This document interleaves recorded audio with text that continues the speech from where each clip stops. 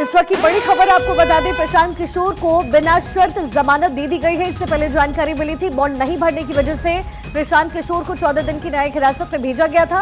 आज कोर्ट से निकल करके उनकी तस्वीर भी बाहर आई और अब बड़ी जानकारी मिल रही है, प्रशांत किशोर को बिना शर्त जमानत मिल गई है।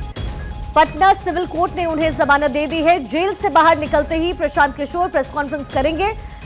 रात 8 बजे प्रेस कॉन्फ्रेंस प्रशांत किशोर करने वाले हैं। पटना के बेऊर जेल से बाहर प्रशांत किशोर इस समय निकल चुके हैं और रात 8 बजे प्रेस कॉन्फ्रेंस उसकी तरफ से होगी।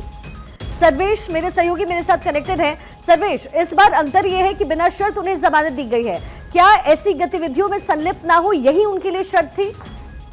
जी बिल्कुल, देखिए आइंदा से उनको किसी भी तरह के धरना प्रदर्शन में शामिल नहीं होने की शर्त लगाई गई थी एसडीजेएम की तरफ से, और जिसको कि उन्होंने सीधे तौर पे खारिज कर दिया और सीधे तौर पे उन्होंने कहा कि उनकी राजनीतिक जो विरासत है वही खत्म हो जाएगी। जो राजनीति वो करना चाहते हैं उसमें धरना प्रदर्शन का काफी अहम रोल होता है। अगर कहीं भी किसी तरह की कोई ज्यादती हो रही है, किसी भी तरह का कोई अन्याय हो रहा है, तो धरना प्रदर्शन एक जो है सत्याग्रह एक बहुत बड़ा हथियार होता है किसी भी पॉलिटिशियन के लिए। और ऐसे में अगर इस तरह की शर्त उनको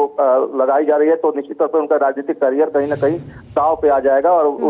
इस परिस्थिति में उन्होंने इस शर्त को मानने से इनकार कर दिया था और बेल बॉन्ड नहीं भरा गया था। उनके अधिवक्ता से भी वाइबीगिरी है, उन्होंने भी इस बात की तस्दीक की और उन्होंने कहा कि हम लोगों ने बेल बॉन्ड नहीं भरा है क्योंकि प्रशांत किशोर इस शर्त को मानने को तैयार नहीं थे। और उसके बाद उनको 14 दिनों की न्यायिक हिरासत में जेल भेजा गया, लेकिन उसके बाद कोर्ट ने अपने ऑर्डर को रिकॉल किया है और माना यही जा रहा है कि हायर अथॉरिटी से कोर्ट को ये कहा गया कि इस मामले में वो उचित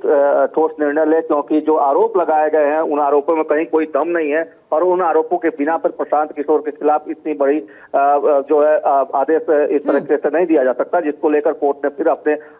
ऑर्डर को रिकॉल किया है और अब उनको बेऊर जेल से निकाल कर बेऊर थाने में ले जाया गया, जहाँ पे वो जमानत की प्रक्रिया को पूरी कर रहे हैं। और थोड़ी देर में वो तेजपुरा हाउस जो कि पटना में जहाँ पे वो रहते हैं वहां पहुंचने वाले हैं। 8 बजे प्रेस कॉन्फ्रेंस का समय रखा गया है, जहां प्रशांत किशोर आज हुए पूरे घटनाक्रम की सिलसिलेवार तरीके से प्रेस को जानकारी देंगे। ठीक है सर्वेश, जात पात की राजनीति नहीं करने की बात प्रशांत किशोर की तरफ से कही गई, लेकिन बीपीएससी अभ्यर्थियों के साथ साथ कहीं ना कहीं अब उनका सेंटर ऑफ अट्रैक्शन चेंज होता हुआ नजर आ रहा है। तो क्या बिहार की राजनीति का जो मूल हमेशा से रहा है जात पात की राजनीति और इसके साथ ही आंदोलन को जोड़ करके प्रशांत किशोर एक नई तरीके की राजनीति करने की कोशिश बिहार में कर रहे हैं? अजय, निश्चित तौर पर देखिए प्रशांत किशोर लगातार ये बात कह रहे थे कि जात पात की जहां तक बात की जाए तो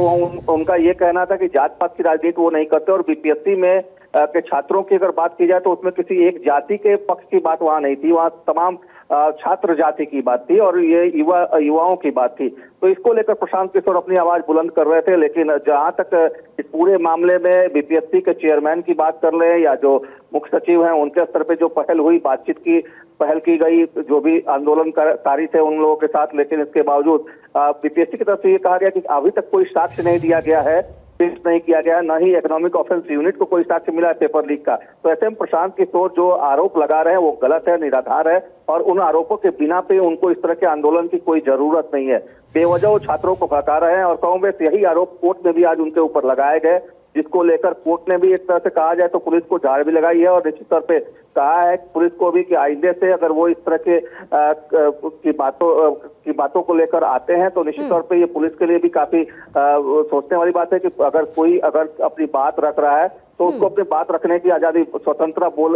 सबको है, अभिव्यक्ति की स्वतंत्रता सबको है। तो ऐसे में लेकिन प्रशांत किशोर ने जिस जगह का चुनाव किया था वो गलत था और इस बात को लेकर कोर्ट ने प्रशांत किशोर को भी कहा कि आप आइंदा से इस तरह की जगहों का इस्तेमाल जगह पे जाकर आप नहीं करेंगे और आइंदा से कोई धरना प्रदर्शन नहीं करेंगे, जिसको लेकर प्रशांत किशोर नाराज थे और वो इस बात को मानने को तैयार नहीं। चलिए ठीक है सर्वेश, बहुत बहुत शुक्रिया इस तमाम इन्फॉर्मेशन के लिए। तो कुछ हुआ हो या ना हुआ हो, लेकिन कम से कम राजनीति के मुख्य केंद्र में बिहार के इस समय प्रशांत किशोर जमानत के साथ ही सामने आ